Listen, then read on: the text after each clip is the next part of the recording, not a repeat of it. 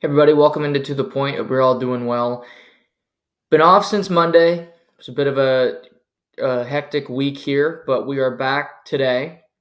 We're going to talk two podcasts coming over the next couple of hours. In this first podcast, we're going to talk about Major League Baseball. We're going to talk about the NHL over the last little while.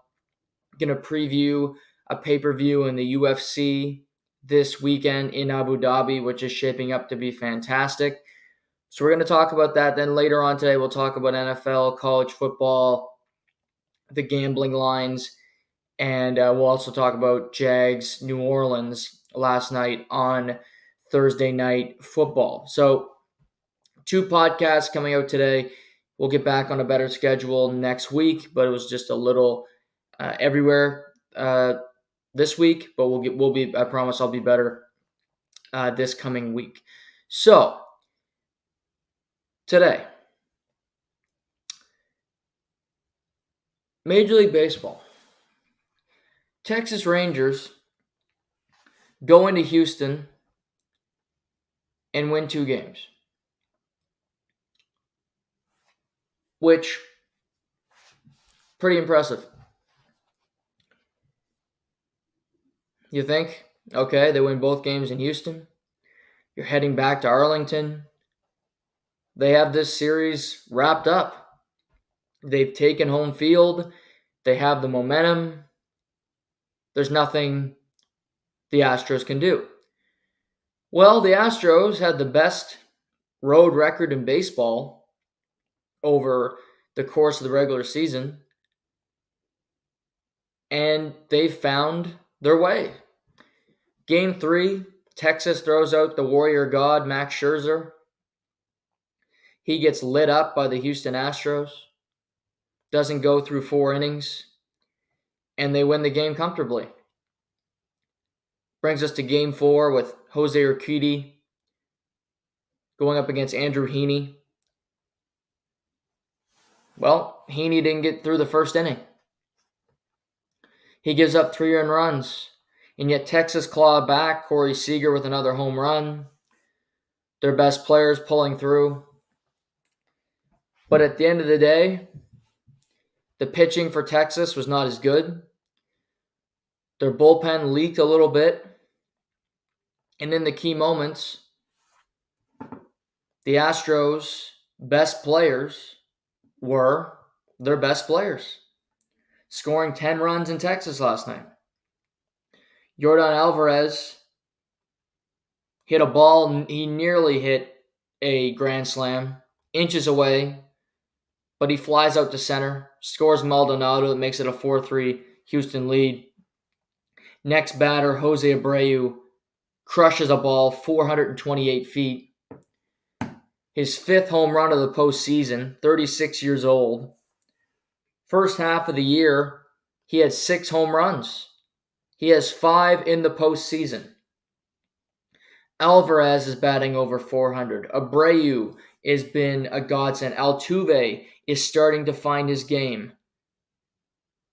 And the Astros have belief. They've been through these wars. They know what they're like. And now, home field is back in their favor. It's a best of 3. 2 games in Houston. 1 game in Texas. That is tonight. Or late afternoon, however you want to frame it. Texas, they're on the ropes a little bit. And yet, you look at Texas's pitching and you go, they get Montgomery tonight, who you could argue has been as good or better than any pitcher this postseason. They will pitch Nathan Eovaldi in Game 6 on Sunday, who hasn't lost a start, who's got a fabulous earned run average. He's gone at least 6 1/3 in every start so far this postseason. And if you go to a Game 7, which will be on Monday in Houston, you could turn back to Max Scherzer. And although he's not been a great postseason pitcher over the last number of years, he is Max Scherzer, and he is a World Series champion. So you could Verlander, Valdez, and then Christian Javier, you would still lean towards Texas in that pitching matchup. For Bruce Bochy and the Texas Rangers, they need to grab a lead tonight. They need to jump on them, and they are better when they are front running. They made it 3-3 last night, and you think, okay, they're back in it. Maybe they can get this game at home. But Houston just came up with more clutch hits. Texas has the potential to have the bats that will go off, that will be fantastic. We've seen it with the likes of Evan Carter and Corey Seager and Josh Jung. They've had guys step up. They've had hotter bats than the Phillies at certain points in the postseason. So it is there for them. And while Houston lost both games to Texas at home, and they lost one game at home to the Minnesota Twins in the divisional round, I still believe Texas needs to win this game tonight. They cannot lose all 3 games in Arlington. I picked Texas to win the series. I'm not going to back off of that prediction. I believe they're just a slightly better team. Both teams are very good. What Houston has done, 7 straight championship series, being down 2-0, then winning 2 straight in Texas. They don't quit. They have that championship DNA. They have bullpen arms that have been in these situations. And minus Aroldis Chapman for the Texas Rangers, they don't really have it. Not to mention, Texas is going to Dane Dunning, Martin Perez, starting pitchers out of the bullpen, which you can do in the postseason, but I would argue it's not all that effective. Houston, have this pitcher named Hunter Brown. He had a 5.09 ERA in the regular season, and he started a lot of games. But in the month of September, they stopped starting him and they put him in the bullpen. And you're thinking, okay, why'd they do that? To prepare him for these situations. He came into the game last night, Hunter Brown, pitched 3 innings, 2 hits, 2 strikeouts, 0 earned runs. He has a 1.8 ERA for the postseason. He's done what they've asked him to do. He's only 25 years old. Martin Perez has been a starting pitcher all year long. He's hardly been used in the postseason. Dane Dunning, starting pitcher, hasn't been good in the postseason. 7.71 ERA in 4 2/3 innings. So if it's a depth thing, Houston will win because Stanek and Phil Matone and Neris and Bobby Abreu, Ryan Presley, their closer, have all been there, done that. They did it this time last year when they won the World Series. To me, even though Justin Verlander is a member of the Houston Astros, World Series champion, and Framber Valdez is a member of the Houston Astros, World Series champion, the Texas Rangers have better starting pitching at this point. Valdez has not been good in his postseason starts. While the 2 guys slated to go in Game 5 and Game 6 absolutely have been. To me, Texas, I don't like their chances in a Game 7 if it gets pushed to that on Monday. It gives the vibe to me when the Houston Astros played the Dodgers. It was Game 7 at Chavez Ravine in 2017. And Yu Darvish got the ball in Game 7. And he was a complete disaster because his arm was falling off. He was showing signs of having fatigue, and the Astros crushed them in the deciding game in LA. Scherzer's an older pitcher. Scherzer's not the same guy anymore. He missed the last month and change of the season with an injury. So expecting him to come into Game 7 and to be the hero and to give them a great outing, I don't think that's a smart bet. I don't think that's going to happen. I don't think they should expect that to happen. These two teams are very close. Very close. I mean, Altuve's played 100 career postseason games now. He's rising on the all-time ranks. Corey Seager as well, playing a lot of postseason baseball in Los Angeles. I maintain whoever wins this series is going to have an uphill battle against the National League winner, who I think will be the Phillies. But you want to get there. You want to have a 50% chance. If the Astros win this series, they will have home field in the World Series.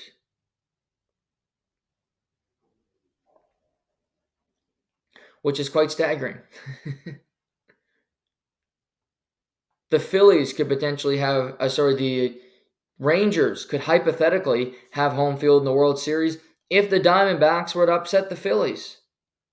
So both these American League teams have the potential to have home field. So you never know what's going to happen.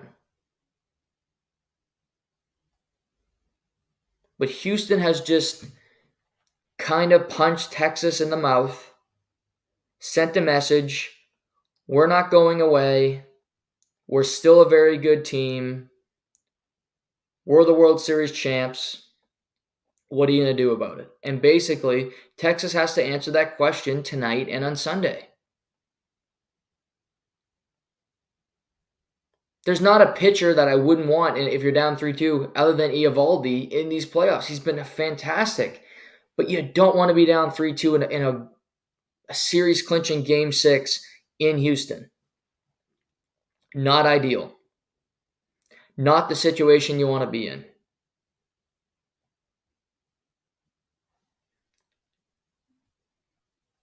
I picked the Rangers to win the series. I think the Rangers will win tonight at home. Maybe the good fortune will finally wear off of Jordan Montgomery. I don't even think the Texas Rangers expected him to be this good when they acquired him from the St. Louis Cardinals. To be their de facto ace in the postseason. To be great in every single one of his starts. Does that wear off for him? We shall see, but it's a huge game tonight in Texas. Series tied at 2. Who will land the next body blow? The other championship series, the Diamondbacks are on the board. Ketel Marte walked off the Phillies last night in a pitching duel. Brandon Paft was fantastic for Arizona. The manager was then criticized online for removing him from the game. Turned out to be the right decision. Turned out that the guys that came in, like Thompson, Ginkel, Sewald, all were fantastic. And you look at the heroes for Arizona. Ketel Marte went 3 for 5 last night, a veteran who has been really good. Corbin Carroll has not had a good series. He's batting under 100 for the series. But how about Lourdes Gurriel Jr., former Toronto Blue Jay? 2 for 3 last night with an RBI and a walk. Ended up scoring the winning run. Him alongside Pavin Smith, who pinched hit last night, went 2 for 2. He was hot. They need to use him in Game 4. They were really the difference makers because the Phillies just didn't have that good of a night. They didn't allow Bryce Harper to beat them for once. He walked twice in 4 at-bats. Trey Turner went 1 for 4. Schwarber struck out 3 times. Castellanos went 0 for 3. Real Muto went 0 for 3. Arizona's throwing a lot of off-speed pitches, not throwing a first pitch fastball that you know the Phillies are going to want to jump on.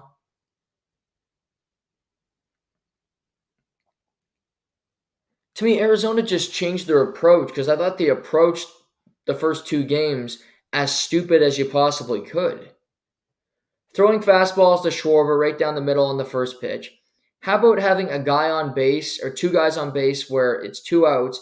Why not just walk Bryce Harper? Put him on, okay, bases are loaded. I'll take my chances with anybody not named Bryce Harper right now. Alec Baum, sure. Alec Baum can't ground out. No, let's pitch to Bryce Harper, 2 outs. Okay, single, he drives in a run. The inning keeps going. Just the circumstances and the way they approach the strategy of the game just did not line up for me. It did not make much sense.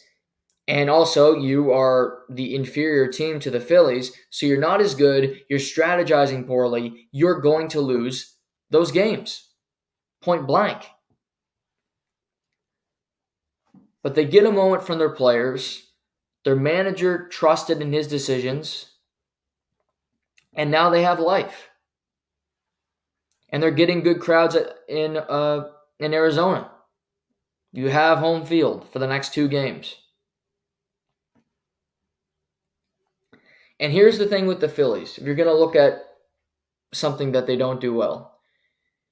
You love Aaron Nola. You love Zach Wheeler. They're both awesome studs, can win you a game whenever you need it. Ranger Suarez, who I did not expect to pitch that well last night, was as good as the Phillies could have asked him to be, quite frankly. 5 1/3 for a guy like him, that's a good performance. 3 hits, 1 walk, but he did not allow any earned runs. But after their top 2 guys, their starting pitching leaves a lot to be desired. Christopher Sanchez will pitch tonight for the Phillies against Joe Mantiply for Arizona. They might just do a bullpen game for the Arizona Diamondbacks. The Phillies starting pitcher gets weaker and weaker. For Arizona, make hay while you can. Because tomorrow Zach Wheeler gets back on the mound, and yes, it'll be Zach Gallen for Arizona, who's awesome. But Zach Wheeler, and he's been in these big moments, and he's proven it time and time again.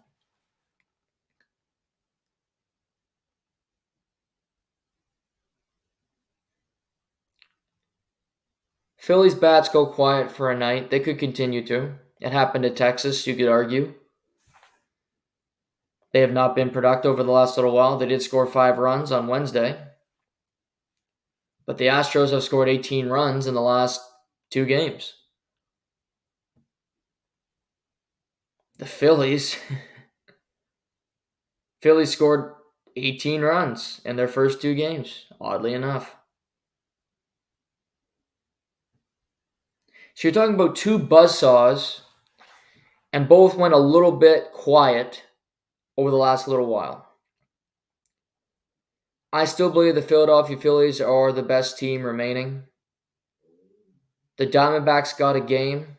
It was a great moment. It makes it a series, which makes it more interesting. But with Harper and their pitching and just the belief in that locker room after losing last year, I don't doubt this team. And I'm not even sure we get another game in Philadelphia before the World Series. I think the Phillies are going to win today in Arizona. I think the Phillies are going to win tomorrow in Arizona. They'll finish it off, punch their ticket to the World Series, and wait for their opponent. Whether it'll be the Texas Rangers or they will rematch with the team that beat them last year, the Houston Astros.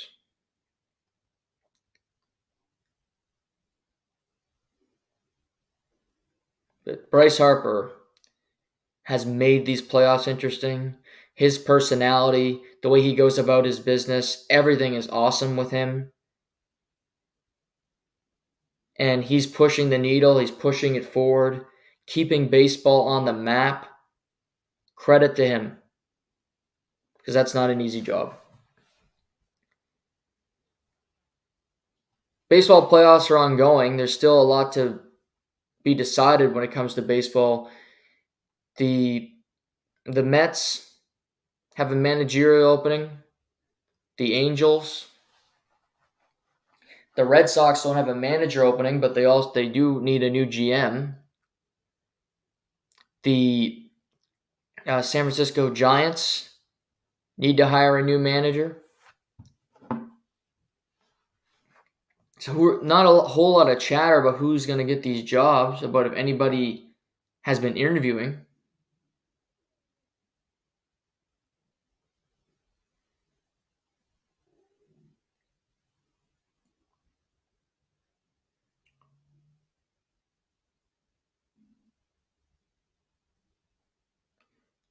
So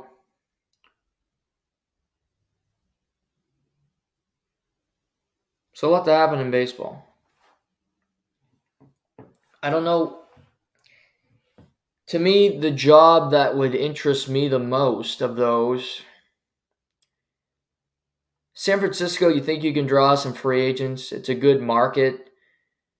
The Mets job, I don't know if I want to work for Steve Cohen.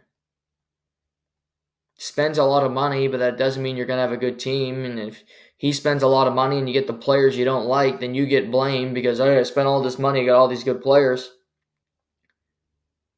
The Angels, no thanks. I don't think Ohtani's going back. And there's also that question mark of where's he going to go when the playoffs are over? Who's going to sign him? Which market will he be in next year? Is he going to be a Dodger?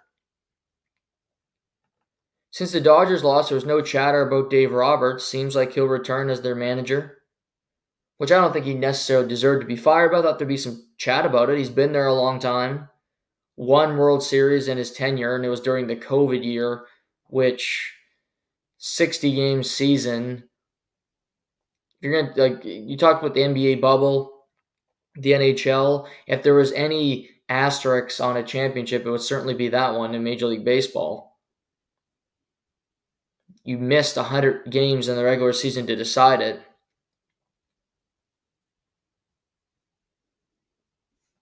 But the postseason's been good. There's also the Marlins with Kim Ng, who left the team after they wanted to hire a president to usurp her role. She would stay on as GM, but she would not have full control, not have full autonomy to make baseball decisions.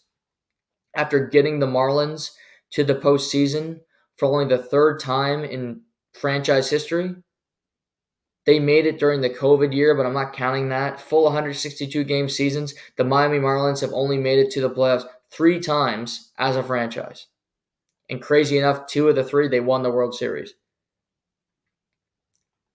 But they want to bring in a president to usurp her, and she quits.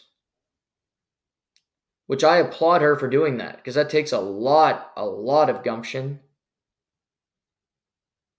A lot of courage. They're being the only female GM in Major League Baseball. But she just led a team to the postseason. I'm sure there's interest in Kim Ng. But I'll tell the Marlins, Bruce Sherman, who owns the team, you best make a smart hire as your next GM. Because you just had a woman there who got you to the postseason. And I'll just repeat this, the franchise has made it 3 times to the postseason in the history of the team being around. 3 times. Bruce Sherman bought the team a few years ago from Derek Jeter. So he's made the postseason 1 time as an owner. David Sampson, Jeffrey Loria, They won World Series. They didn't have a whole lot of success outside the World Series, obviously. But at least they won a ring. They brought a championship to Miami. A team that doesn't spend a whole lot of money, a team that's not been consistent, has not been good, does not draw great attendance. You're going to fire somebody who's made you competitive, that's made you relevant, it's a team you want to go see play. Interesting decision. I don't think it's smart. I hope Kim Ang gets another job, though. I'll tell you that. I hope she gets a good one. I think the Red Sox job would be a good one. They recently fired Chaim Bloom. Fenway Sports Group owns the Boston Red Sox. They also own the Pittsburgh Penguins and Liverpool and a bunch of other stuff. They gave Kyle Dubas a lot of money to go run the Pittsburgh Penguins. And they give him the flexibility to do a lot. Go trade for Erik Karlsson. Go try to make this team better right away. You're telling me they're not going to do that with the Boston Red Sox? Because the Red Sox are their top property. The Penguins are in there, and Liverpool's cool because you own a soccer team. You can go over to Europe and hobnob with Ryan Reynolds and LeBron and other people who own soccer teams over there, more and more by the day from North America. But the Red Sox are their baby, so to speak. It's what means the most to that group. And the Red Sox haven't been a very good team over the last number of years. They haven't spent a whole lot of money on payroll. They traded Mookie Betts. They fired their manager, then brought him back. It was a whole lot of scandals, but then you look back and you win the World Series in 2004, and then you win another one a few years later, and you win one in 2013. You win another one in 2018. The Red Sox have had a hell of a run. You compare that run to the New York Yankees, it's polar opposites. The Yankees have done nothing but compete but not win.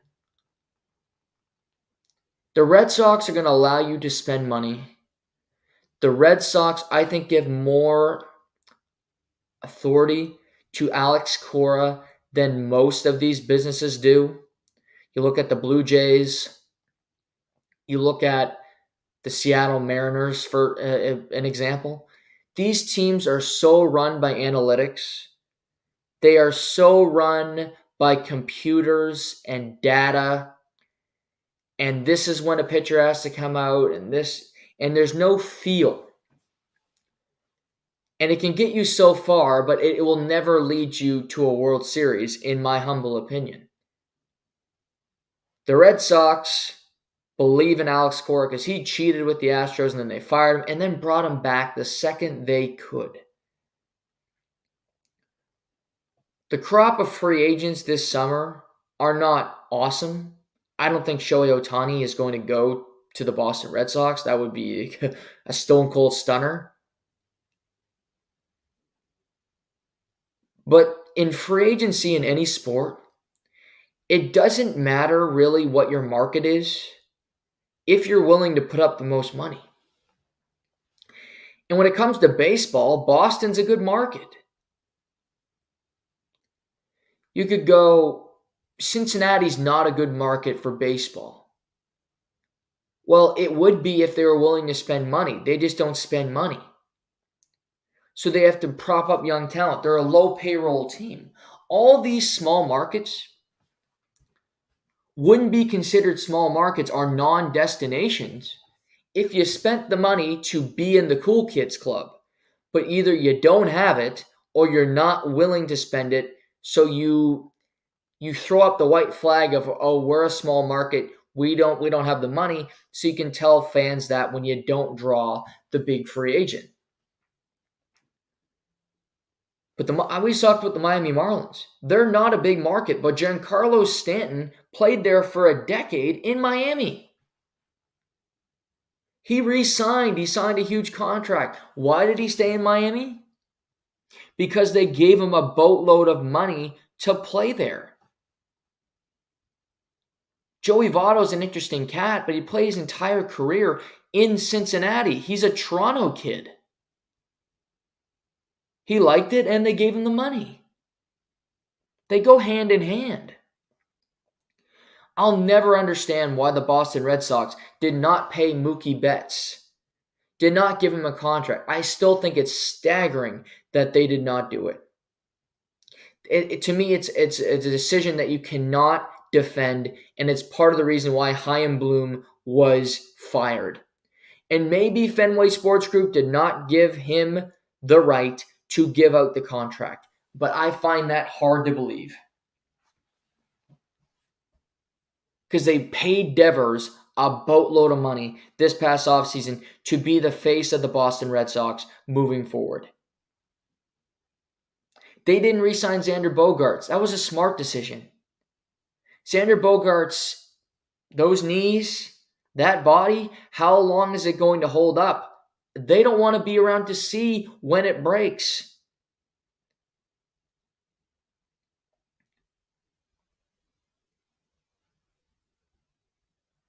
But the Red Sox don't have a whole lot of big salaries on their payroll. If they didn't sign Chris Sale, Trevor Story to stupid contracts, in particular Trevor Story, which made no sense because they had a shortstop.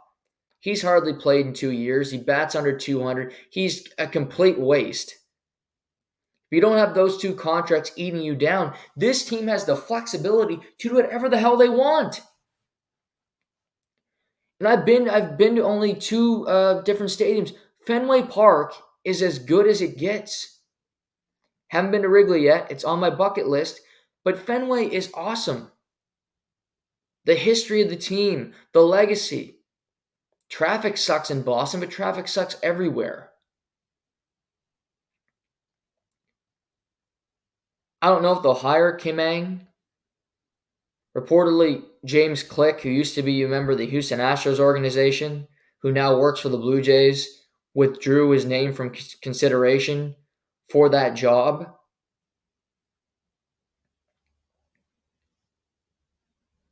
Would have been funny if he reunited with Alex Cora, them both working in Houston for parts of their careers. But baseball is quiet about that, but a lot of these guys are going to... The Red Sox used to employ Theo Epstein, who now works for Major League Baseball, and he's trying to improve the game day in, day out. And certainly the changes this year have improved baseball. I've enjoyed baseball this season more than I have in the last decade plus. The product's better. It's more entertaining, more steals, everything. It's the product's better. So I applaud Theo for doing that.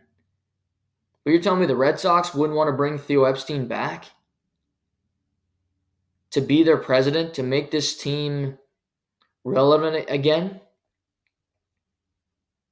Because Baltimore is really good. And Toronto, for all their faults, have built a team that is kind of like their hockey team. Will get you to the playoffs every year consistently, but you don't expect much of them when they get there. But you're going to get to the playoffs, and it's taking up a spot from a team like the Boston Red Sox and the New York Yankees. But Yankees, Red Sox, powerhouses, quote unquote, in the sport are lagging. The Yankees, Hal Steinbrenner, said there's big changes coming to New York. And yet I don't think he's going to fire Brian Cashman, and I don't think he's going to fire Aaron Boone as the manager.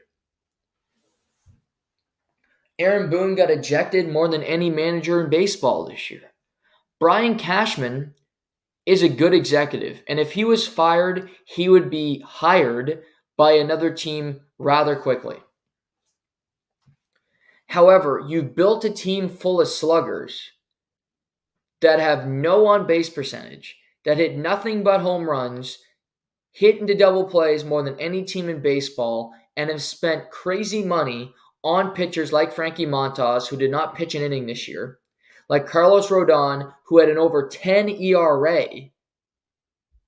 that were just complete disasters, complete whiffs. The way they built their team, it was easy to predict to me. I looked at this team and said, they're missing the postseason. Of course I got it right. It was the easiest thing to see. This team's not a World Series contender. This team's not threatening. They're built completely wrong. And a lot of those same guys are coming back. Okay, we have Aaron Judge. He's our new captain, whatever the hell that means. Press release. First captain since Derek Jeter. Who gives a shit other than Yankees fans? And do they even care? Do fans of bad teams, do you care who your captain is? If your team stinks, does it make you feel better that you have a captain that is nice, warm, and cuddly? You can wrap your arms around. He's our captain. He's such a great guy. Okay. Was it better for Leafs fans all those years when you lost game after game because you had Matt Sundin as your captain? I like Matt's, but who cares? You're losing. Montreal, we got Nick Suzuki now. We love him. Lovable character, nice guy. You're getting crushed. But he's a really nice guy. I don't care. Aaron Judge is one of the best players in baseball. But you're not winning, to quote Tommy Callahan, jack squat if you don't have a good team around him. The Los Angeles Angels of Anaheim are case in point to that fact. So you look ahead and you see the postseason and the 4 teams that are left. And the only big market team that you could really say is left is Philly, because I don't think Houston would be considered a large market team. But the Mets, the Yankees, the Red Sox, how many of these teams going to get better? San Francisco? How many of those teams that missed this year are going to make the playoffs next year? Because you can only make so many changes, and when you have a whole lot of money already on your payroll, I don't care how rich the owner is, he doesn't want to spend stupid money if he doesn't have to. Steve Cohen spending that kind of money this year to not even get close to the postseason, have to sell. He's not happy about that. And if that strategy didn't work this year, you're just going to put more money on it? Let's act like Joker in The Dark Knight and throw a whole bunch of money in a pile and just keep putting more and more. At the end of the day, you're just going to light it on fire because it's not getting you anywhere. You're running into a wall, and the wall will win every time. So baseball is in an interesting position where these small market teams are in a better situation to win because they're not giving out the stupid contracts. Baltimore, the Marlins, they're going to be competitive. The Blue Jays have been competitive because they haven't played Vladdy, haven't played Bo yet. It gives you flexibility if you want it to play around and see what you can do with your roster. Move pieces in, take them out. Texas is the outlier because they're paying Jacob deGrom to not play. Tommy John surgery. He's going to be our savior. We're bringing him in, and yet they're 2 wins away from the World Series, and Jacob deGrom has not been on the mound since May. That's impressive. That's just kind of a deep dive into baseball and where things stand. Because there will be teams that miss this year that will make it next year. There is in every sport. You know it's going to happen. But the Seattle Mariners missed by 1 game. And I think the Seattle Mariners are a better team than the New York Yankees. We got to go through the offseason. And maybe the Yankees can make some moves and they'll improve their team. And they'll get younger and they'll get more flexibility. But Seattle's a good team already. Maybe Baltimore will spend a couple bucks on some starting pitchers, and they'll actually be competitive in the postseason because they'll have some guys that can go. Not named Dean Kramer. Teams that are already here will get better. A team we don't see, the White Sox, did they turn it around? Easier in the American League, I would argue, because the American League Central is awful. But for San Francisco, it's your time to strike. Can you land a free agent? Can you land some good players? Because the Dodgers are like a wounded animal. They're in the woods. They got a bullet hole in them, and they're running, hoping to find some survival. Hoping to find somebody with a med kit. Because if they don't, they're going to bleed out. They're getting Walker Buehler back, but Urias, Kershaw, Gonsolin, Dustin May, all gone. Gives you the flexibility to improve it, but also gives you the option that, hey, we're going to get a new manager. We couldn't get Correa. We couldn't get Judge. We couldn't keep Gosman. Can we get Shohei Ohtani in the Bay Area? We'd have Ohtani, Steph Curry. The Bay Area will be bumping.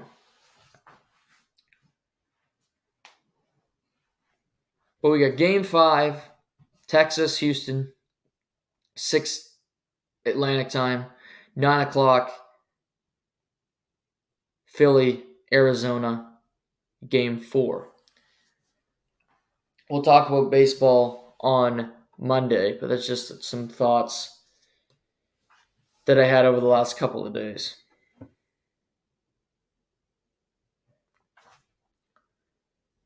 Speaking of attendance, so we were talking about attendance a little while ago and teams that don't draw like the Miami Marlins and the Tampa Bay Rays. Don't know if you heard this. The Winnipeg Jets had 11,000 people at their game on Tuesday against the Los Angeles Kings. Los Angeles Kings are a good team. Have looked strong to start out the year. So you think that's a good meal ticket to begin with.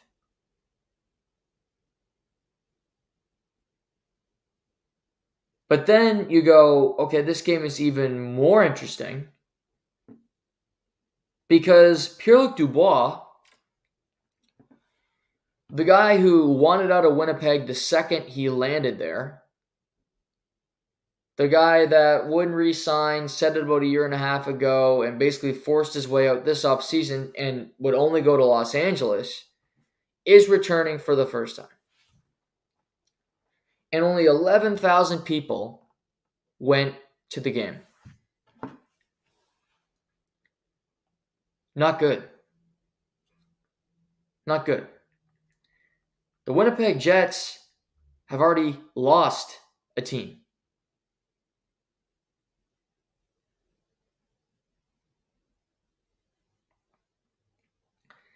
They had to bring it back. Attendance was great, sellouts, but the team isn't that good.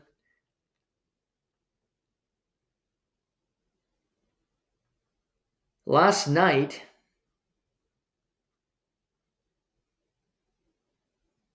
they had a little over 12,000. That's no good.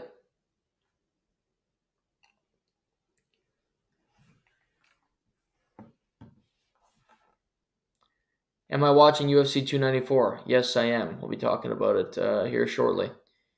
But yes, I'll be watching it tomorrow. This, to me, it's hard to see a team in Canada, 11,000 people at a hockey game. The 12,000 next game. The Jets played the LA Kings and the defending Stanley Cup champions, who beat them in the first round. But we get 11,000, then 12,000 people. Those are good tickets. Those are awesome games. You get to see your Winnipeg Jets play the best team in hockey, which is the Vegas Golden Knights. And 12,000 people show up? Staggering. Staggering to me that that's what they drew.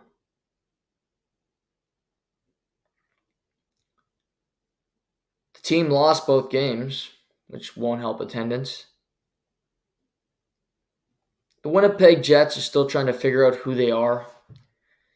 You had Iafallo, you had Rasmus Kupari, you had Gabriel Velarde, who got injured on Tuesday night. I thought he tore his ACL. I was watching the game live, and he had this weird collision. He grabbed his knee right away. Thankfully, not a torn ACL, not a torn MCL, just an MCL sprain. So he'll miss the next month at least, possibly 6 weeks. But that's a big loss for the Winnipeg Jets. He's an important player on their team.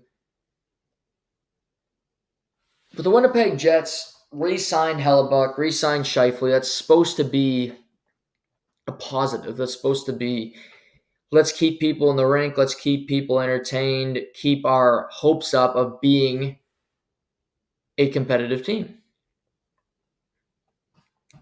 Oddly enough, I think it had the adverse effect. I think it signaled to Winnipeg Jets fans that we're going to stay with who we were. We're keeping Scheifele. We're keeping Hellebuck. Sure, Blake Wheeler is gone, the cancer of the locker room, if you will. But Scheifele and Hellebuck have been here for a long time. And yeah, we made a conference final where we got swept by the Anaheim Ducks. We played the Vegas Golden Knights and we got stomped in that series. So we've had some good moments with these guys, but they're both 30 years old. The rest of the team, really, other than Morrissey, Connor, a lot of guys are still trying to figure out who they are as NHL players. What is Alex Iafallo? What's his ceiling? What's his role? Who is Rasmus Kupari? Who is Mason Appleton? So it's a team full of set veterans who know what they are, what they expect of themselves, and guys who can either grow or diminish who they are based on how the season goes and the way they're utilized. So it's a team that really, I think, is struggling to figure out where they want to go. Are we progressing forward with the hopes of winning? Or are we progressing / falling back, knowing that our team does not have the experience and our players need to have these reps to figure out who they are, who they want to be at the NHL level? I think the Dubois trade was a good one. I'm going to remain steadfast on that. But the Winnipeg Jets are not going to be a playoff team to me. I don't know if the season's going to be that good. You're drawing that few home fans, it's likely not going to be that good.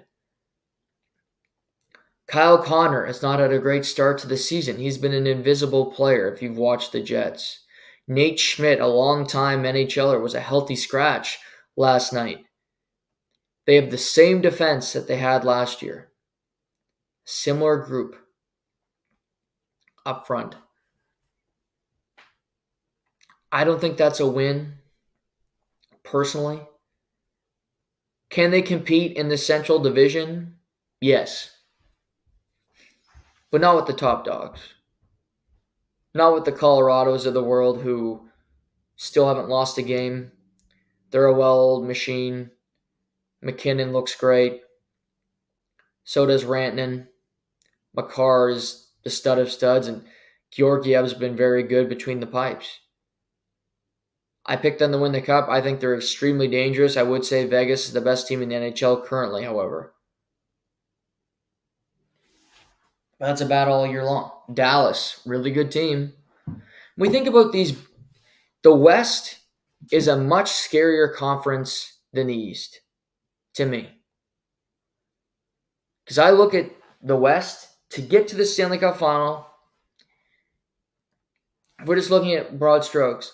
You have to beat Vegas. You have to beat Colorado. You have to beat Dallas. You have to get by a Minnesota team, which is not fun to play against. Even though we'll get to the Oilers, who have been a disaster in their first 4 games, you have to beat them. That's no picnic. In the East, okay, who scares you in the East? I made this point before the year, and I think it's becoming more and more apparent. There's Carolina, I think, is a very good team. They've had a weird start. They've had a tough go to start. They had to go out west after their home opener against the Ottawa Senators. Go on a West Coast road trip the second the season starts. Like go LA, which weird scheduling, but nevertheless, they'll be fine. Not worried about them. They got crushed by the Kraken last night. The Kraken who got their first win. Carolina is very good. I still think Toronto's a good team. We're going to talk about them. They have left a lot to be desired. They have a lot of holes on that team. I mean, Ottawa's had a hot start, and I like the Senators. I think they're a playoff team for sure. But the Senators aren't a cup contender. They just aren't. I don't trust that team to do it yet. They haven't made the playoffs since 2017. Make the playoffs. Maybe you'll prove it to me throughout the year. But they have a long way to go here. They got to play 78 games. Play 78 games, make the playoffs. Then you can be in a conversation.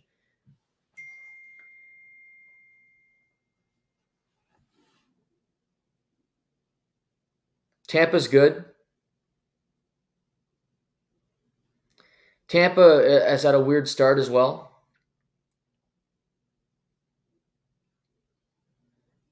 They miss Vasilevsky, obviously, and they've had some games where they don't have the intensity that you'd want. They snuck out a win last night against Vancouver. Their power play is fantastic. That's one thing I'll say about them. But when their best players are their best players, they're a dangerous team. But do they have the depth? Do they have the pieces to go deep again? I doubt it. Florida's missing guys. I still think Florida's a good team. They were counted out from the beginning. A lot of prognosticators had them missing the playoffs. I didn't really understand that. But the East is full of teams that don't really scare you. Like Boston's 3-0, but they haven't played any good teams yet.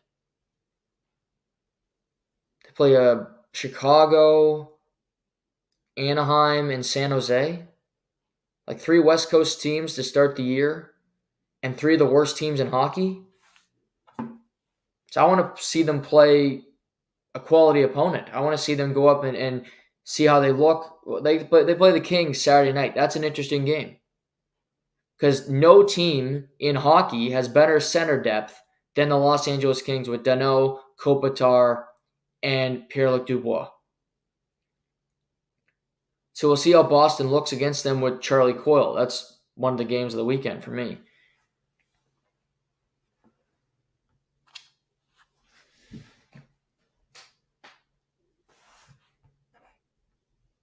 So,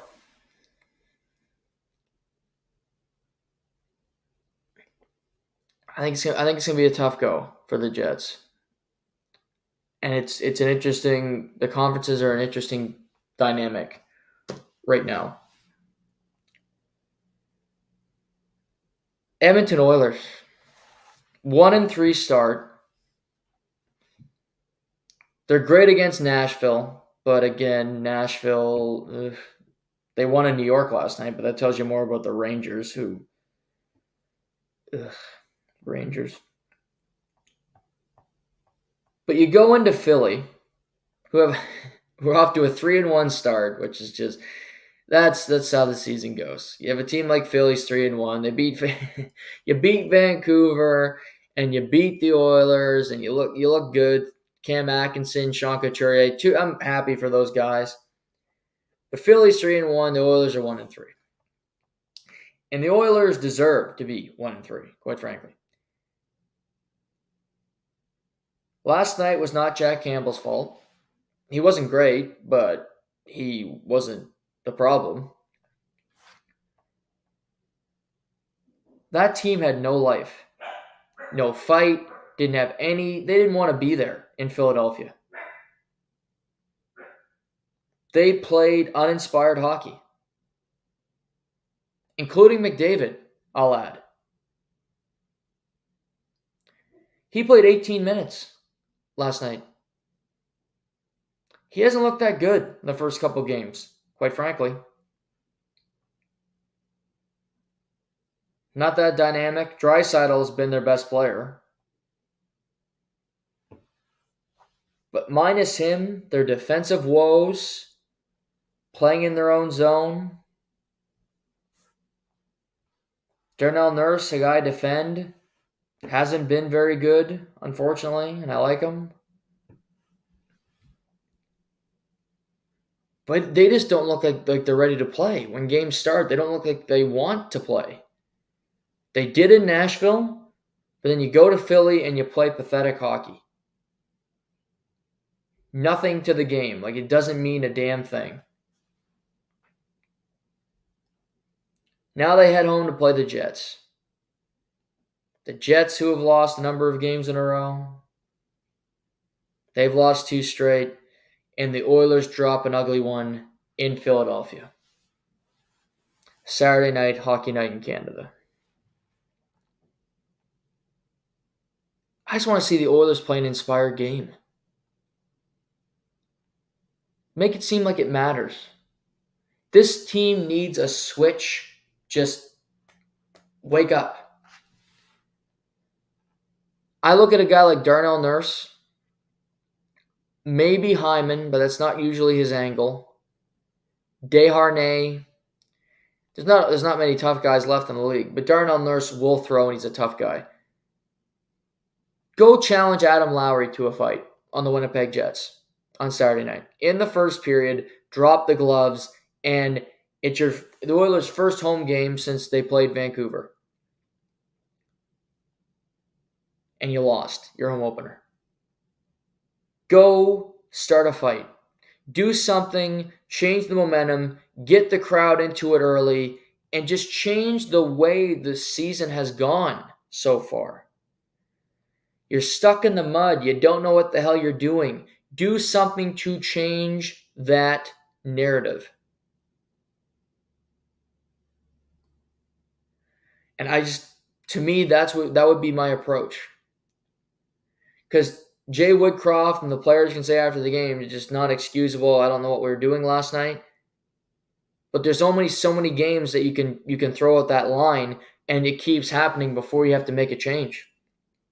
And you're 4 games into the season, I get it. They have a lot of time. There's 78 games left. But you don't want that to be your precedent. This Oilers team has to be better. They haven't played tough competition yet. Vancouver twice didn't make the playoffs. Philly didn't make the playoffs last year. And Nashville. I don't think any of those 4 teams are going to be playoff teams this year. And then you get the Jets on Saturday, who we just talked about, not going to be a playoff team. So 5 games to start the year, no playoff teams out of the 5. You got to win those. Points are important. Vegas Golden Knights in your conference are 5-0. They don't lose a whole lot. They don't lose in Vegas. No Stanley Cup hangover. They get into a tight game with the Jets, but they find a way to win it. Jack Eichel goes top shelf in the power play to seal the win. Mark Stone looks really good to start the season. Shea Theodore's back, healthy. 3 assists last night for the Golden Knights.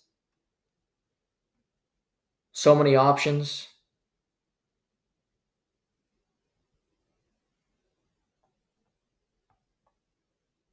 The Kings, they're 2-1-1. Had a slow start. They won 2 straight. They crushed the Minnesota Wild last night. And Adrian Kempe hasn't even woken up yet. Trevor Moore's got 4 goals to start the year. Wait till the LA Kings really start playing well. They're a scary team. Or they get a goaltender.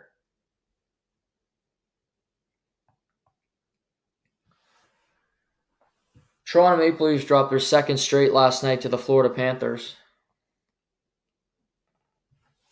Close game. Either team could have won, I would argue. It's just both teams had their chances. Florida scored a pair of quick goals in the first period from high screens, and they got by Samsonov, but I thought that was his best game of the season so far, because I don't think he was good in either of the first two. For the Toronto Maple Leafs, they do not have any depth that are playing well behind their top guys. To me, Bill Nylander's been fantastic through 4 games. Austin Matthews has been great. He's been a great add to the penalty kill. They need to continue to put him out there. He's a force when he is on the ice. He eliminates scoring opportunities for the opposition and creates them for the Maple Leafs. So he's fantastic at that role. He's really dived into it, and he deserves applause for that.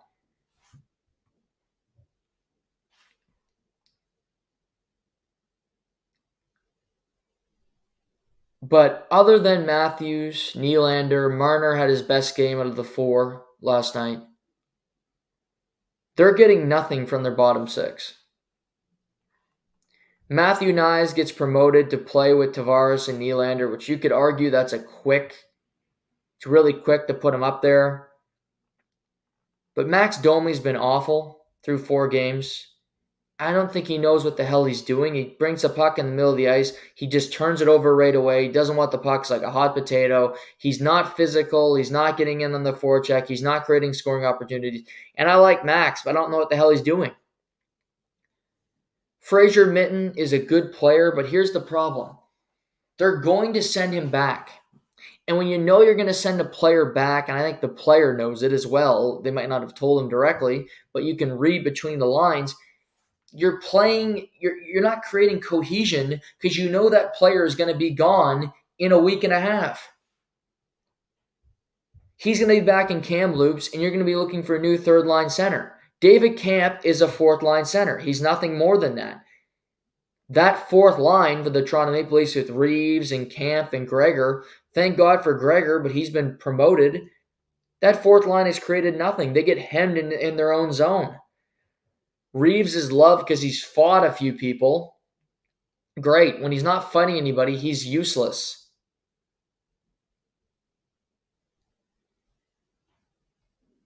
Minten is solid in his own zone, and he doesn't make big mistakes, but he doesn't take any chances either. Yarncroke is just there. Again, it's 4 games, but it's 4 games of your bottom lines giving you nothing. I think Noah Gregor deserves an opportunity to get a look on that third line at the very least. He's played hard in his first 4 games. He's created. He's at least scored a goal.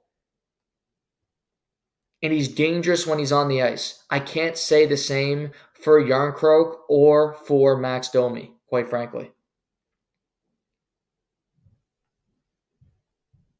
If Minten's going to go, which he's going to, and Pontus Holmberg, who's in the American League, is going to replace him, they're kind of the same player. So I don't see a whole lot of more offensive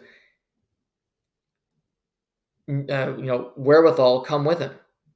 He's the same kind of player, except he's not as tall and he doesn't have as big a stick. He'll come in, you'll be a third-line center, win faceoffs, but he's kind of like a fourth-line center, so then you have Kampf and him kind of vying for the same position and not being a third-line center, playing on the team as a third-line center. So then the conversation returns to, well, do you put William Nylander at center ice? Do you try it because he's been so good and he's been better on the forecheck and he's getting into those dirty areas more than he ever has? and you call up Nick Robertson and you put him on the wing and he gets his 18th look at being an NHL player, that might be what they do. Because I think he's got 5 points in the American League to start the year, Nick Robertson. So he's had a hot start down there and he's looked good. That's what the least beat writers say anyway. People that just love Nick Robertson. The beat writers and my mother, favorite World Junior player ever. But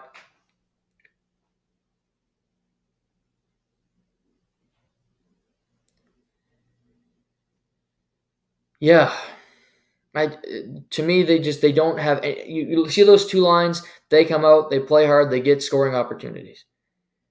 Those other two lines, it's either you're 50-50 against the opposition, or they're more times than not they're beating you when it comes to just being on the ice, being creative, getting scoring opportunities, and working harder.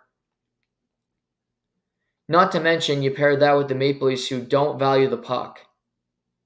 The amount of times last night they just throw the puck in the middle of the neutral zone.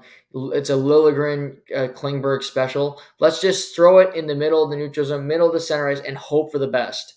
Because we can't make a play. We can't connect the pass out of our own zone. So let's do this stupidity. Not going to work ever.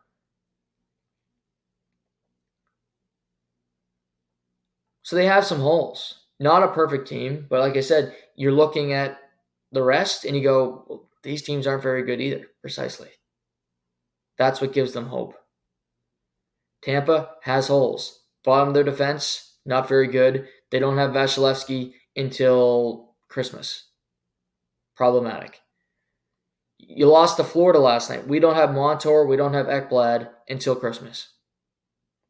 And until Spencer Knight can return to form, Florida really doesn't have a backup goaltender. So Bobrovsky has to play every game. Can be a problem. Ottawa, young group. Josh Norris is back. We're stoked. We love Timmy Stutz, my guy. Giroux, Brady Tkachuk's been great. We love our defense. Ottawa could be the X factor. They can be a very good team. Korpisalo is a big part of that. Can he make the saves? Can he be a number one goaltender? Can he stay healthy? Can he just be adequate for a goaltender in Ottawa because they haven't had it in forever? Because I think their defenses look really good. They move the puck really efficiently. They use their defense in the offensive zone, which fewer and fewer teams do. They have defensemen who actually have good shots from the point, which is nice.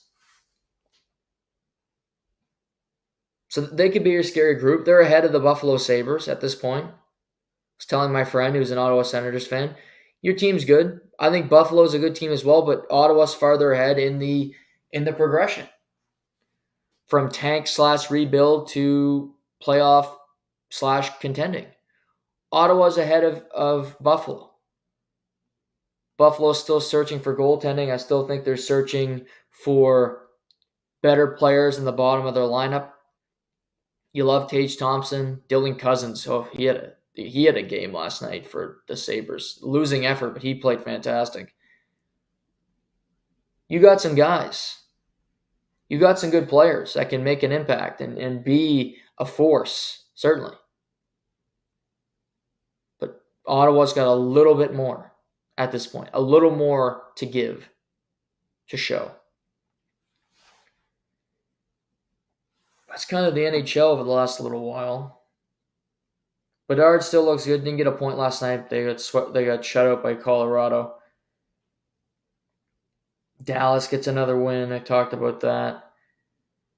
This weekend, we get 2 games tonight. Flames at the Blue Jackets. Devils, Islanders. Islanders still undefeated, quietly. Red Wings, Senators tomorrow afternoon. Both teams 3-1. Alex DeBrincat has been absolutely phenomenal for Detroit. He's lighting up the score sheet. So is the Senators. They're both averaging over 4 goals a game to start the year. Maple Leafs, Lightning tomorrow night. Golden Knights, Blackhawks. Connor Bedard finally gets to make his home opener. And lucky for them, they get the best team in the league. See, Hurricanes, Avs tomorrow. That's a fun game. Good game. Jets, Oilers, Bruins, Kings, as I talked about. Tough news for Kirby Dach, as he's out for the year. Torn ACL, torn MCL. Oh, it's just horrible. I didn't want to see that. He played so good on opening night. He was the best player on the ice for either team. He's now done. Caden Gooley may have broke his wrist. So Montreal, a team that's already light with talent, got even lighter because they lose two of the most important pieces to their team. I have some thoughts on the Arizona Coyotes, but I'm going to save those. Save those hotter takes for later on. Because I think they're actually a decent team. And I think they might have a decent year. Maybe be better than a few teams in the Central. Could they be better than Winnipeg at the end of the year? Could they be better than St. Louis at the end of the year? I wouldn't rule it out. Logan Cooley could be the Calder Trophy winner. So we'll talk about Arizona next week. They got the Ducks tomorrow afternoon. Little 5 o'clock start. And congrats to Leo Carlsson. First career game, first career goal last night for the Anaheim Ducks in a losing effort to the Dallas Stars. This weekend, UFC 294 in Abu Dhabi. We're scheduled Islam Makhachev versus Charles Oliveira 2 for the lightweight title. Charles Oliveira gets hurt in sparring. He has to pull out of the fight. 11 days notice, Alexander the Great Volkanovski, the featherweight champion of the world, steps in to fight Islam for the second time. First fight back in February in Perth. Islam winning via split decision. Volk comes in as the plus 200 underdog. The first fight was the fight of the year so far for 2023. Back and forth affair. I had it 3 rounds to 2 for Islam, but it was very, very close. That 5th round of the fight, Volkanovski did not give in.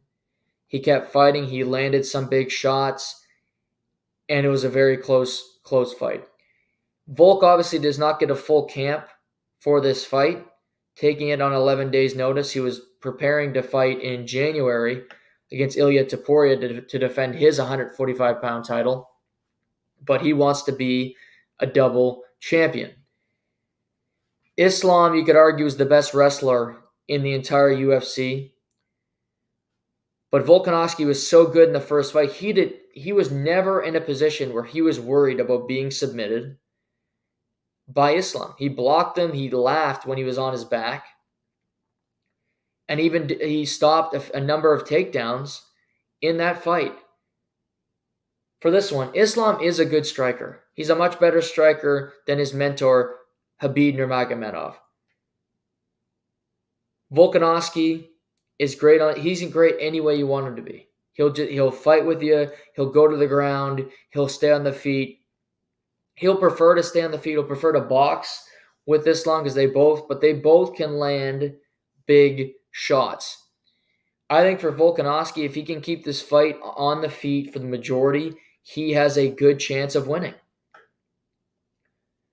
Because his stance switches, his boxing, he lands nasty body shots. He will wear out his opponent. Last fight, obviously, for Islam went 25 minutes. But as it got into that 5th round, to me, he gassed out. Volkanovski has been fighting 5-round fights for the last 3 to 4 years as the featherweight champion. He went 5 rounds with Max Holloway 3 times.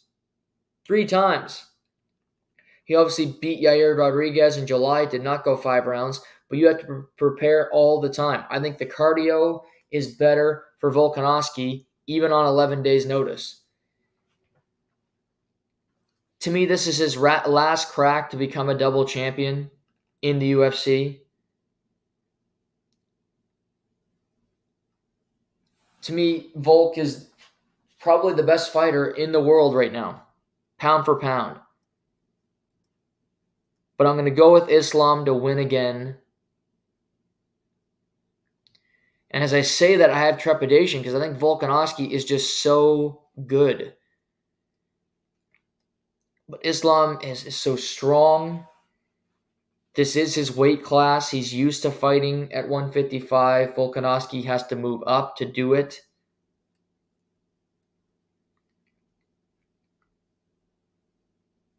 But the first fight was so close.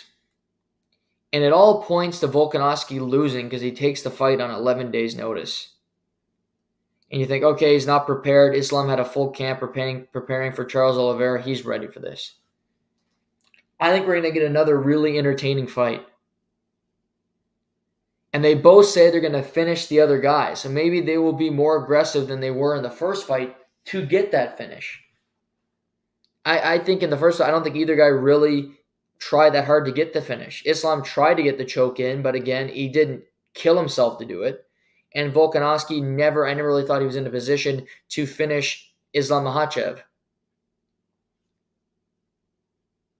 Islam says after this fight, if he wins, he wants to move up to 170 pounds and become a double champion himself, fighting the winner of Colby Covington and Leon Edwards in December.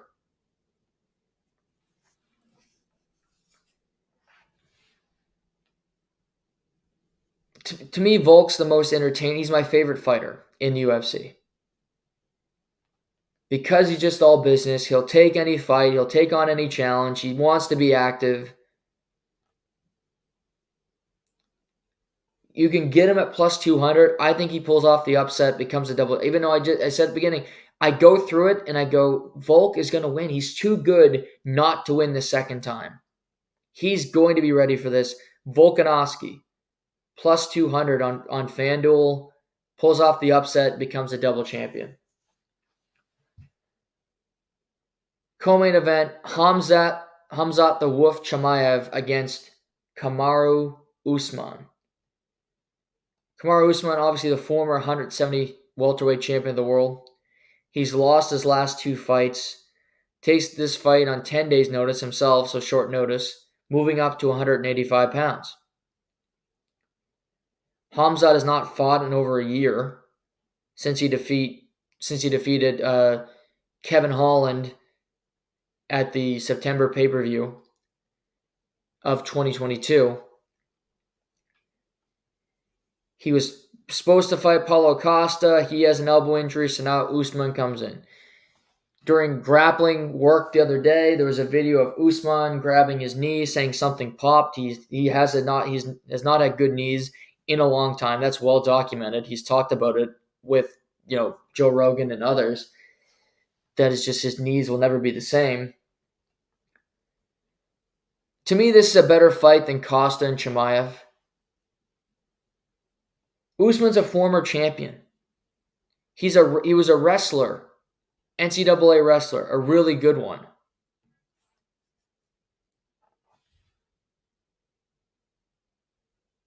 Grappling, wrestling, he can do it all.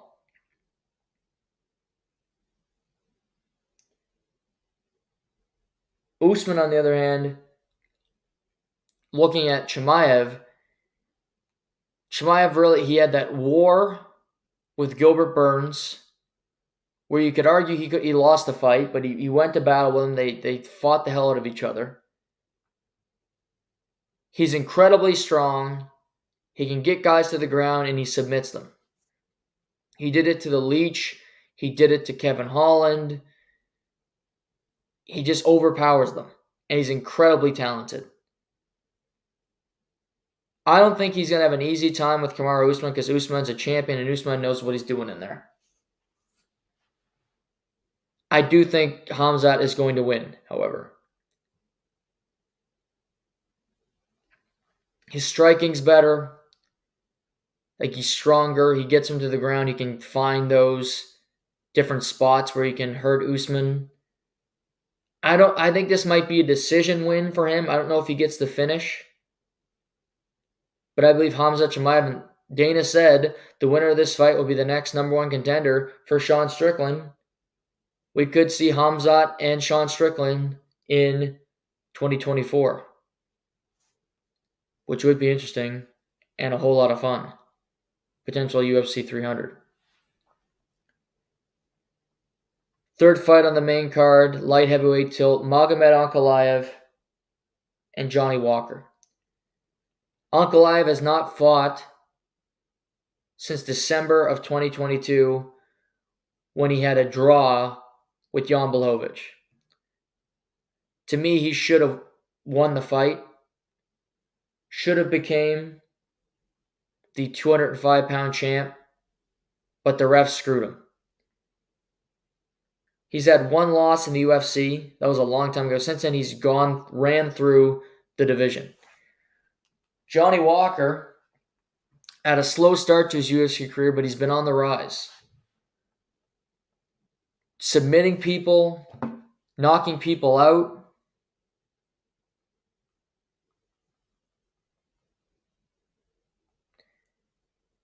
And he recently beat Anthony Smith, which you could argue the biggest win of his career.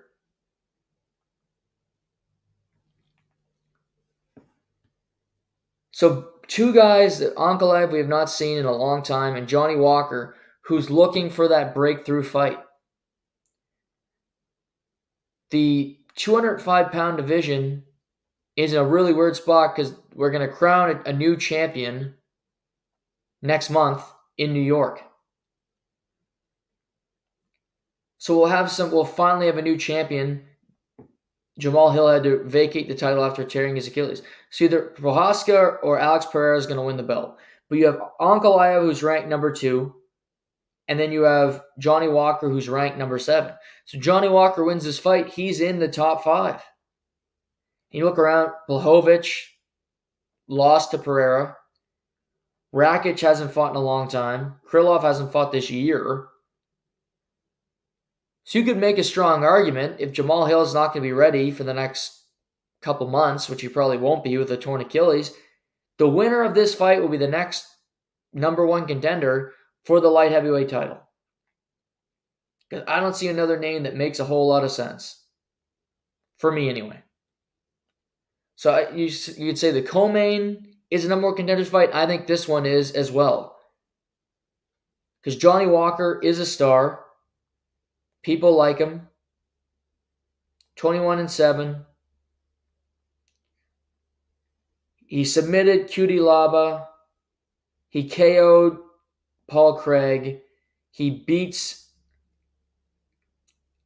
Anthony Smith. His last loss was to Jamal Hill. First round KO, the former champion.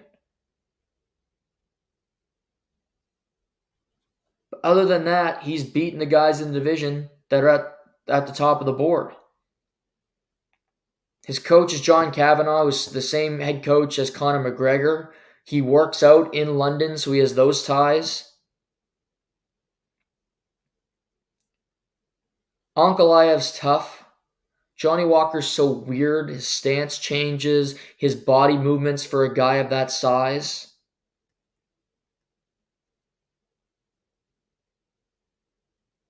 Walker's a pretty big dog at plus 280. Ankalaev's just really solid in the cage. His biggest problem against Blachowicz were the leg kicks. His leg was giving out at the end of that fight. I like Ankalaev. I think he's going to bounce back in Abu Dhabi. Give me Ankalaev.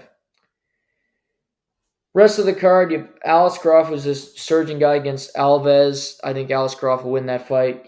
Saeed Nurmagomedov against Saeed coming off a loss. He's a good fighter.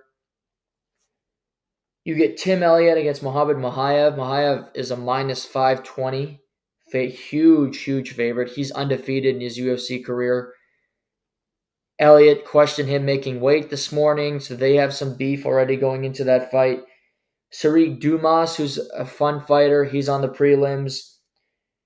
Bashrat and Victor Henry, that should be a good one. Trevor Peek coming off his first pro loss will look to bounce back. UFC 294, a very, very solid card. I think you could argue the best card of the year is going to be in Vegas in December. Colby Covington, Leon Edwards, Alexander Pantoja, Brandon Royval for the flyweight title. Rachmanov against Stephen Wonderboy Thompson, 170 pounds. Tony Ferguson against Paddy the Badly Pimblett. Vicente Luque against Ian Gary. Announced this week, Josh Emmett against Giga Chikadze at 145 pounds. Chikadze's coming off a win. Emmett's been there, the gatekeeper, for a long time. Alonzo Menafield, Dustin Jacoby at light heavyweight. Cody Garbrandt, Cody No Love, back in the octagon fighting Brian Boom Kelleher, so two veterans of the sport. That's a solid card.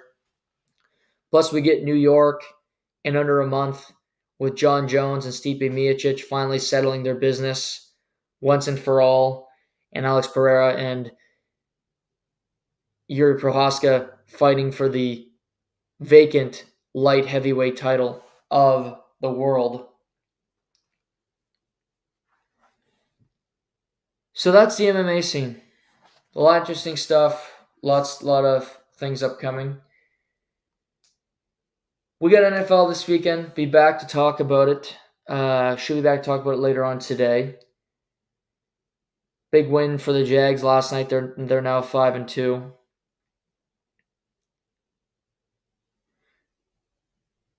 know what? I got some energy. Let's keep going. I was going to do 2 podcasts, but we're good. We'll have a longer podcast. Right now, we're going to talk about the NFL. Because why not? We're here. So Jacksonville this week had some question marks because you had Trevor Lawrence, who had hurt his knee last week. You're thinking he might miss the game. Jacksonville ultimately signed former CFLer Canadian quarterback Nathan Rourke to their active roster, so he'll make some more money because of that. That's a good thing. But Trevor Lawrence played last night, and I thought he played really good. His teammates around him screwed it up. 3 fumbles by the Jags, about 3 or 4 drops, no cohesion, but yet the Saints were more disorganized than the Jaguars. Derek Carr is losing it on his teammates, yelling every other play. He's throwing the ball a ton. He's thrown the ball over 50 times the last 2 games, only averaging 5 yards a throw, which is awful. Chris Olave had 7 catches. He could have had about 15 last night, but he couldn't get the ball. Michael Thomas had 3 catches, but again, not a whole lot of... Kamara had 12 catches as the running back for 91 yards. That check down play was all they have. They don't have any cohesion on the Saints. They don't threaten you with the way they play football. They have good receivers, yet they don't utilize them correctly. Derek Carr is underthrowing guys, and he's blaming them, and I really think you look at the tape, and it's his fault, not theirs.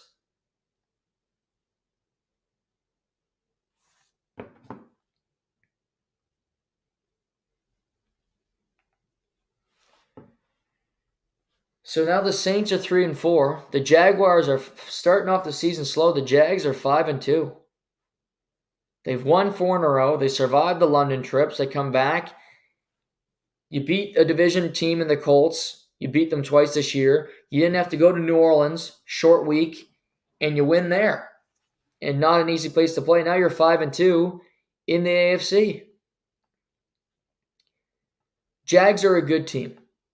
I don't consider them a Super Bowl threat yet. I need to see more from them consistently. But I do believe they're going to win the AFC South again. I really like Trevor Lawrence. When they're using their athletes in space, using Travis Etienne more, giving the ball to Jamal Agnew, Christian Kirk in space, Evan Ingram's is a tough tight end that can make plays. Trevor Lawrence taking off and running when he has to. This team can be dangerous. Absolutely. But they need to put it all together, and they need their players to be there for Trevor when he asks them. They didn't have possessions last night. Trevor Lawrence led the team in rushing.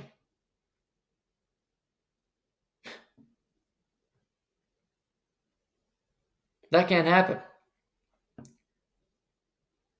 But you look at the Saints, 3-4, and an NFC South that will be up for grabs all year long. You have Carolina, who's 0-6, New Orleans 3-4, Atlanta's 3-3, and the Bucks, who are 3-2, and Tampa and Atlanta play each other this weekend. Talk about that first. Atlanta at Tampa Bay. Tampa Bay coming off the loss to the Detroit Lions, where they only put up 6 points. For the most part, I thought the defense for Tampa played pretty well in that game. Desmond Ritter's coming off a game where he played god-awful. That's kind of the Desmond Ridder era in Atlanta. You have the weapons, but you don't trust the quarterback because he makes too many mistakes. I love Atlanta's weapons. I like their team. But to me, Baker's the better quarterback. Veteran group in Tampa. You have home field. NFC South showdown. They don't fully trust the Bucks because they're only a 2.5 point home favorite normally. Again, you get 3 points for being the home team. They're giving them 2.5. The play is to lay the points. Tampa minus 2.5. Buffalo Bills at the New England Patriots. Bills coming off that disaster game against the Giants. Patriots lose a game to the Raiders. I'm going to start off by saying this. I am not betting this game. Both these teams screw me. I had the Patriots last week. +3. They lose on a safety, as I've talked about. That was just completely infuriating. Patriots play stupid. Patriots make mistakes. So do the Bills. And it tells you how bad the Patriots are that they're an 8.5 point home underdog after watching the Bills the last couple of weeks. The Bills own the Patriots since Brady left. They beat them in the regular season. They beat them in the playoffs. That's just the way it goes. The Bills are going to win this game. No doubt about it. But can the Patriots cover? Bills keep losing defensive players. You lose guys for the season, but the Patriots have lost a lot of defensive guys for the season as well. Who will cover Stephon Diggs for the Patriots? Is it going to be J.C. Jackson, who they just got back from the Chargers? That's worrisome. Mac Jones still in at quarterback. Juju Smith-Schuster should play. He practiced yesterday, so he should be back in the lineup.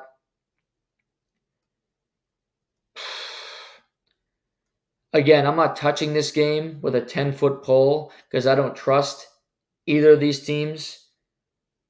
But if I had to bet, I'd take the Bills minus 8.5. But I don't trust that. Cleveland Browns at Indianapolis Colts. Deshaun Watson was limited in practice yesterday. Here's my thought process on the Browns. The Colts don't have Anthony Richardson. He's done for the year, shoulder surgery. So you have Gardner Minshew coming off a 3-interception game to the Jaguars. You just played San Francisco where you won a game with P.J. Walker. Your defense is as good as any defense in the NFL. I would argue it's the best one. So you have the best defense in the league, and you're playing Gardner Minshew and the Colts. If Deshaun Watson needs an extra week, give him the extra week this week. You go to Indianapolis, it's in a dome. P.J. Walker can get the start. You run the football. You don't turn the ball over. You can win the game. Colts are 3-point home underdogs, and you still don't know if Deshaun Watson's going to play, so that tells you what they think of the Colts. I wait. I'm not. If I'm the Browns, PJ Walker's my starter this week, and Deshaun can come back the week after. I don't know what the hell is happening with him, what his injury is. Quite frankly, I don't care because Deshaun Watson's a total dick. But they play the Colts, then they go to Seattle next weekend. Have him return against the Seahawks, a much more difficult opponent, a team that you're going to need your starting quarterback to win there.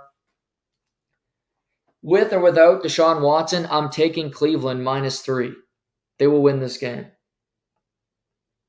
Detroit Lions at Baltimore Ravens. Here's a line that surprised me. Baltimore's the home team. I get it. They're coming off a win in London against the Titans, who aren't very good. But the Ravens had 1 touchdown and 5 red zone trips in London. They can't finish off drives. They've been really inconsistent. And what they've been the last number of years is we win one week, we lose the next week. While Detroit has been a well-oiled machine. They're 5-1. They look like one of the most competent teams in the NFL. They believe in one another. Jamison Williams, Amon St. Brown, Jahmyr Gibbs should be back. Good offensive line. Defensive rookies on defense have been awesome. Aiden Hutchinson. I don't get why the Ravens are a favorite. To me, the Lions are the better team. The Lions have higher aspirations.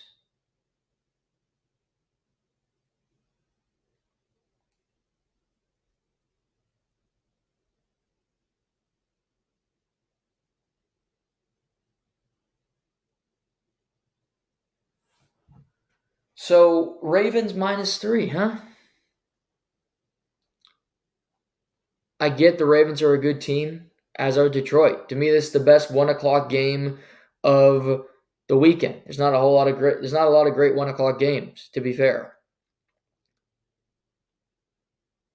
But I'm taking Detroit +3.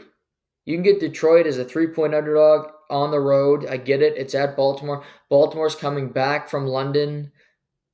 Tough to come back and play right away. I like Detroit to improve to 6-1. To me, they're right up there with the best teams in the NFC. They get a big win. This is a statement win for them against the Baltimore Ravens. Las Vegas Raiders, Chicago Bears. No Jimmy Garoppolo, likely no Justin Fields, so backup quarterback action. Unclear who the Raiders are going to start, if they go with veteran Brian Hoyer or rookie Aiden O'Connell. The Bears will go with Badgett, their undrafted free agent quarterback. Both these teams are not very good. Devontae Adams is pissed with the offense in Las Vegas. Now he gets another backup quarterback to play with. If I was the Raiders, I would start Aiden O'Connell over Brian Hoyer. The Bears, who the hell knows? He played pretty well in relief of Justin Fields, to be fair to him. But you don't trust the Bears. Bears are 2.5-point home underdogs.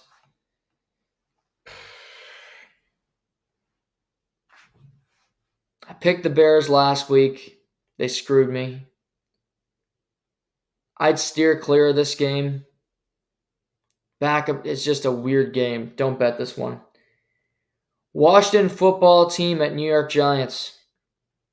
Daniel Jones limited in practice, but it sounds like he's not going to play. But I've been reading some reports from people down there. It sounds like he's not going to play. They're also without Andrew Thomas, their left tackle. They're also without their starting right tackle and Andrew Schmitz, their center. So their offensive line is still completely in shambles. And Washington, when they want to, have a good pass rush. This could be a field day for them. Giants are only 3-point underdogs at home. Last time Washington was a favorite going up against the Bears, they laid an egg. They beat Atlanta last week. I think they go into New York and they get a win this week. They're a better team than New York right now. They're a healthier team. They're a better team. Sam Howell's a good quarterback. Washington, -3. Arizona Cardinals at Seattle Seahawks. Seattle coming off a frustrating loss in Cincinnati where they couldn't punch the ticket, they couldn't score. Took some penalties that DK Metcalf had to comment on. He wasn't real happy. Arizona's been on the struggle bus since their big win against Dallas, not covering spreads, not in games. The big news for them this week, Kyler Murray back at practice, looking good, looking confident. Reportedly, he's going to come back better than ever. He's going to play this year, which is surprising.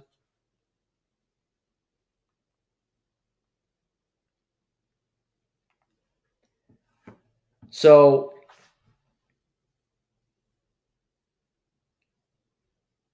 to me, Seattle, you just came off a loss. You're a good team. They're going to be a playoff team. You probably look in the mirror and go, shit, we should have beat Cincinnati. We had them, and we gave them the game away. This is where you get your confidence back. You score some points on an Arizona team. Seattle, -7.5. Pittsburgh Steelers coming off a bye at the Los Angeles Rams. Rams are going to be without their two starting running backs, no Kyron Williams or Ronnie Rivers. So they signed Royce Freeman, and they brought in a bunch of guys to kind of get carries for them. For the Rams, their passing attack is as dangerous as anybody. You look, Puka Nacua and Cooper Kupp have been dynamic together. Rams are coming off a win over the Cardinals. They're 3-3 after 6 weeks, something I did not expect. Their defense has been solid as well, only giving up 9 points last week. I mentioned the Steelers coming off a bye. Coming off their last game, they won a game against the Ravens that they did not deserve to win, but they did. Their offense still does not look good. They have a negative point differential. Deontay Johnson returns for the Steelers in this game, so they get a weapon back. Rams are a 3-point home favorite. Normally you look at the Steelers and go, okay, I'd like to take the Steelers +3. They can cover this. They might even go to Los Angeles and win because they will have more home fans there than the Rams. That's true. They will. But a 3-3, a 3-2 team, they're very similar. I think the Rams are better offensively. You got to look out for TJ Watt and Alex Highsmith. They are just monsters off the edge. Maybe Kenny Pickett comes alive this week, but I'm going to ride with the Rams at home. That offense, they can stay competitive for a while. Rams, -3. Green Bay Packers at the Denver Broncos. Denver, 1.5-point underdog. They can't score. They didn't score against Kansas City, but neither can the Packers, coming off a loss at Las Vegas. Both these teams are flawed. Both these teams' quarterbacks have not played all that well so far this season.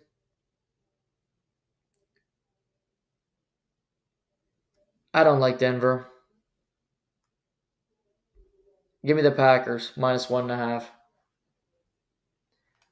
Los Angeles Chargers at the Kansas City Chiefs. You think this is an obvious one because the Chargers just lost on Monday night to Dallas, and I bet on the Chargers and they screwed it up. But yet I look at this game and I'm curious about it. Kansas City -5.5. Herbert didn't play well on Monday. Kansas City's offense has not looked very dynamic this year or that impressive, but yet they're 5-1. Kansas City has owned the AFC West for a long time. They know how to do it. They know how to win that division to get the 1 seed and go into the playoffs and get to Super Bowls. I don't think that's going to change this year. And I'm not even sure the Chargers are going to win this game because I don't trust Brandon Staley or what they do down there in Los Angeles. But I bet on them to cover the spread because these games are close when these two teams play. They're always close. Herbert can keep it there. Sometimes he even wins the game. He won a game in Arrowhead a few years ago. So I'm not sure the Chargers win, but that's not the point of the exercise when you're gambling. I think the Chargers will cover the 5.5-point spread. Kansas City may win by a field goal. Maybe it's a walk-off field goal by Harrison Butker. So give me the Chargers on the road at Arrowhead plus 5.5. I haven't learned my lesson. Brandon Staley. And the nightcap, it's an awesome nightcap. Miami Dolphins at the Philadelphia Eagles. 2 5-1 teams. Dolphins with the best offense in football. The Eagles coming off a loss to the Jets.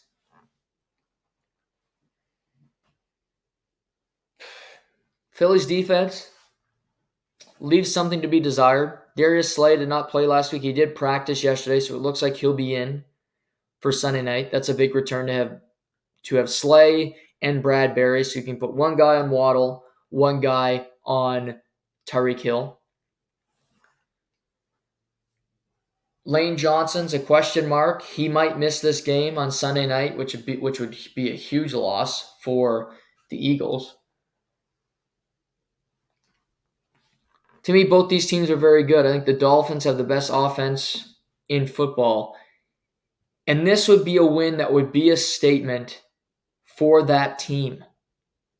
To beat a team like the Eagles, to send a message that we are here for real. We're not going anywhere. We can go into Philadelphia, Lincoln Financial, and get this win. We're as dangerous as any team in football. Because the Dolphins play the Eagles, they host the Patriots, then they have to go to Germany to play the Chiefs. Tough next couple weeks. Where you will prove who you are. Playing against the best teams in the NFL.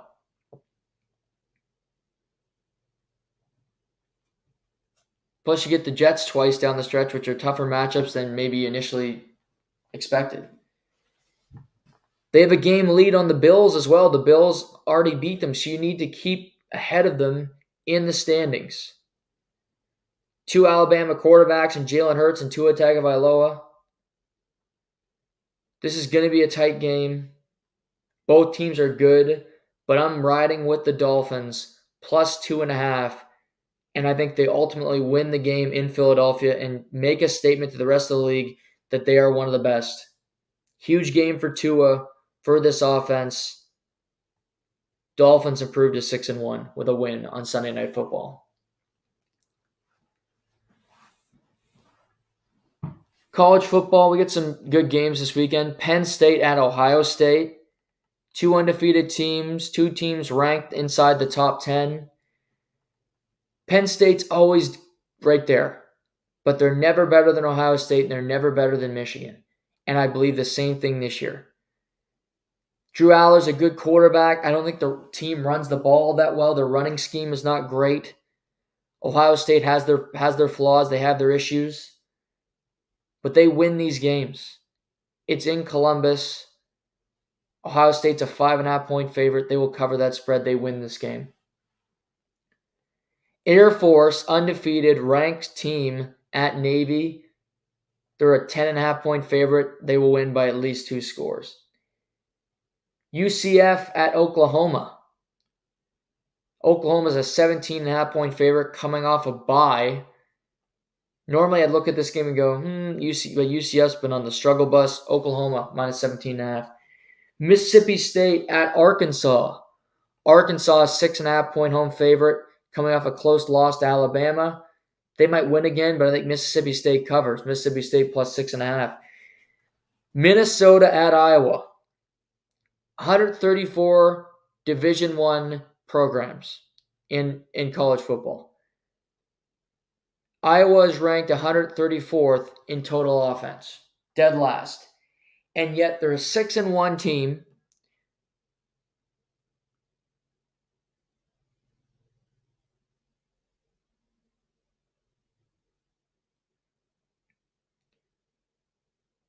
And they're favored, and they're going to be the favorite every game they have left. They might not lose another game. They might go 11-1 and have a chance at the playoff despite their offense being that bad. They get Minnesota this weekend. And they're not good either. They can't score points. It's going to be a low-scoring game. I'll tell you what you do. Take the under in this game. That's a lock. Iowa's a 3.5-point favorite. Iowa will win at home. Oklahoma State at West Virginia. West Virginia, 3.5-point favorite. They're coming off a brutal loss to Houston. They will get back on track and win. Washington State at Oregon. Washington State was hot. They're struggling. Oregon, big favorite at home, coming off that emotional game against Washington. They'll be pissed. They'll play better. I'd love to take Washington State plus 19.5, but I don't trust them to cover it. No. Wisconsin at Illinois. Wisconsin had 5 points against Iowa. They're without Tanner Mordecai for the rest of the year, and yet they're a favorite on the road at Illinois. Illinois can't score points either, but their defense is very good, and they'll play hard. Give me Illinois minus 2.5. Give me the upset at home too. Outright win. Tennessee at Alabama. Alabama, this game was phenomenal last year. It was in Tennessee. Tennessee went with the biggest upset of the year.